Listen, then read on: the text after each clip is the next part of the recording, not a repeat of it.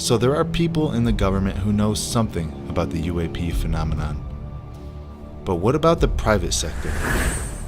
What you're about to see is an almost 30-year-old TV special made by Disney. And I want you to notice how they keep pushing the idea that aliens and UFOs come from another planet. We all know that aliens and UFOs don't come from another planet, but from another dimension. Hello, I'm Michael Eisner, head of the Walt Disney Company.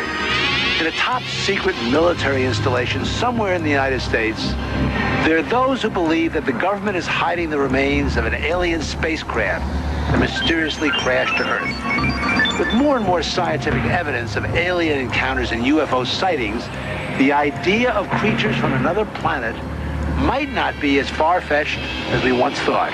In fact, one of you out there could have the next alien encounter. Enjoy tonight's special. I'm going to walk over and see if I can sneak a peek. Maybe not. Mankind is in the midst of the most profound event in history, actual contact with intelligent life from other planets. For nearly 50 years, officials have been documenting routine alien encounters here on Earth. And thousands of people have seen or experienced this alien presence. Yet many others still refuse to acknowledge the obvious evidence all around them. What is it like to be confronted by a creature whose intelligence and skill is far beyond the comprehension of mankind? Would it be enlightening? Would it be an exercise in terror? Or perhaps both? Here in the new Tomorrowland at the Walt Disney World Resort near Orlando, Florida, these concepts are brought to life as guests experience their own alien encounter. We must prepare you for the future with some shocking insights from the recent past. Alien ships seem to arrive in waves. And if the last few years are any indication, planet Earth is experiencing a tsunami of sightings.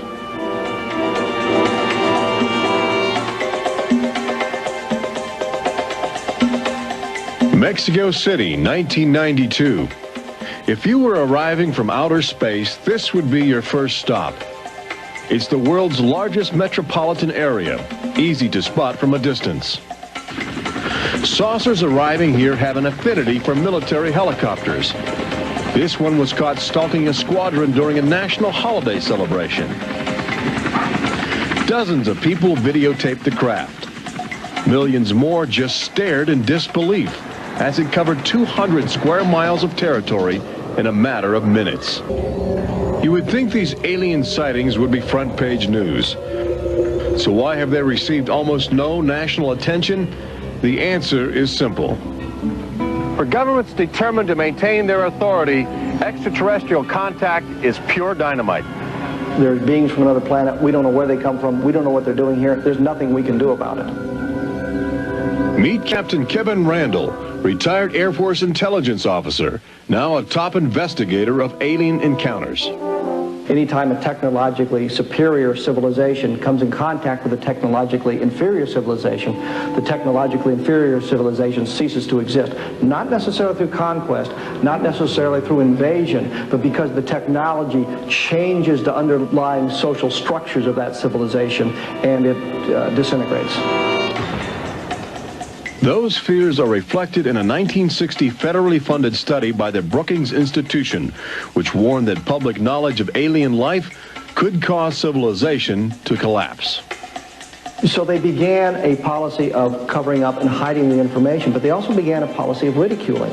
The Federal Emergency Management Agency trains personnel with a manual that suggests techniques in communicating with extraterrestrials encountered in the line of duty. This document is in marked contrast to a federal law passed by Congress in 1969, which makes it illegal for any American to have contact with an extraterrestrial, punishable by a $5,000 fine and a year in jail. Indications are that government, military, and scientific leaders will soon release nearly a half-century of official documentation of ongoing alien encounters on Earth. Perhaps they feel it would be too embarrassing not to reveal the truth before the truth reveals itself. But these FBI files acquired through the Freedom of Information Act outline nearly 50 years of UFO reports investigated by federal agents all across America. Overwhelming evidence that something sinister is at work. But look carefully.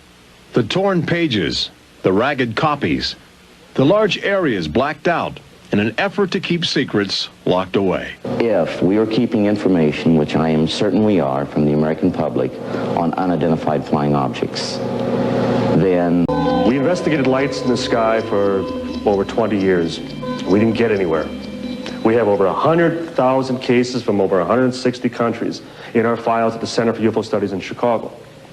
When you actually take the time to look at the official record, look at the classified, disclosed documents on the phenomena, and I'll guarantee you'll walk away saying, why weren't we told about this? And why were we told something else altogether? We've all been indoctrinated to have this knee-jerk response just to that term, UFO. We have to ask ourselves, who started it? And isn't it about time we go out and find out for ourselves? Statistics indicate a greater probability that you will experience extraterrestrial contact in the next 5 years than the chances that you will win a state lottery. But how do you prepare for such an extraordinary event? Here in the new Tomorrowland at Disney World, scientists and Disney engineers have brought to life a possible scenario that helps acclimate the public to their inevitable alien encounter. Welcome to the new Tomorrowland Convention Center in the Magic Kingdom, where humans can enjoy their first taste of the future, as well as advanced extraterrestrial technology, and begin to understand the disturbing facets of alien intelligence. Access Technologies, an interplanetary manufacturing and marketing conglomerate, is one of the first alien firms to take advantage of this showcase facility in New Tomorrowland, introducing humans to technology which promises to seize the future. Today, guests are exploring the concept of teleportation, the ability to transmit solid matter or living creatures across the endless void of space. Inside this chamber, at the extraterrestrial alien encounter attraction, cosmic representatives will demonstrate the secrets of a brave new world. Utilizing the ominous device, two very different life forms will make contact via the teleportation process. Unfortunately, high technology can backfire if operated by careless hands. As the seat restraints lock into place and the power generators are activated by anxious extraterrestrials, these happy humans are about to discover a disturbing truth. When science fiction becomes science fact, the results could be terrifying. Alien Encounter opens at Walt Disney World summer 1995.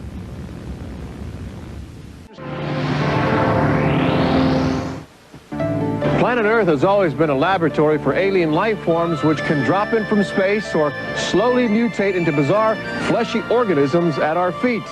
Understanding the nature of these strange creatures from above and below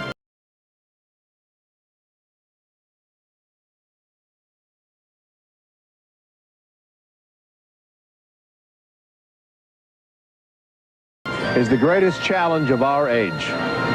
We now know that our future, indeed the future of Earth itself, rests in the balance of the solid and the ethereal, of common sense and the irrational, in our relationship with alien life as grotesque as a fungus or as glorious as the heavens.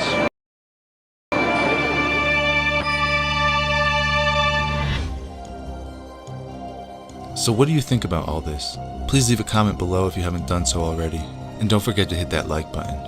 And until next time, thank you all for watching, and God bless you all.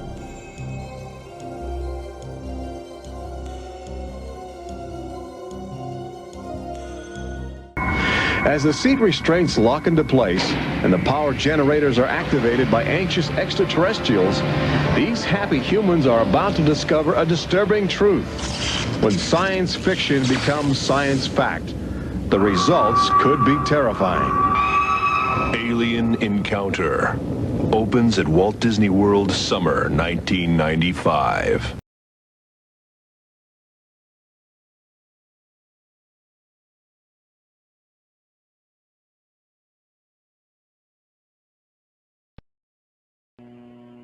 Now, I've got a clean copy of it now, and I warn you, this could scare you. Here's the email. Dear Art Bell, I just recently began listening to your radio show and could not believe it when you talked about the sounds from hell tonight. My uncle had told me this story a couple of years ago, and I didn't believe him.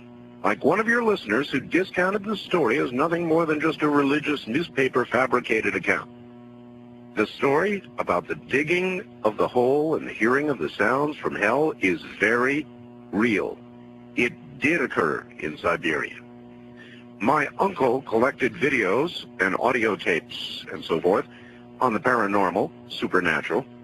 He passed away fairly recently, but he would have loved your show. He let me listen to one of the audio tapes that he had on the sounds from hell in Siberia, and I copied it. He received his copy from a friend who worked at the BBC. It took me a while to find it tonight, but attached is that sound from my uncle's tapes. It's not the greatest quality, but the sounds are there. I was very hesitant to send you this, as the sound bothers me to listen to. I'd suggest that if you do play it on the program, warn listeners in advance so they may have the option of turning the radio off for 30 seconds while it plays. It has always haunted me. To those who discounted the Siberia sounds from hell story, it is true, and I, for one, wish it wasn't. Rick, listening from Chicago. And so I submit now the cleaned, a better copy to you, and I warn you, what you are about to hear is very disturbing indeed.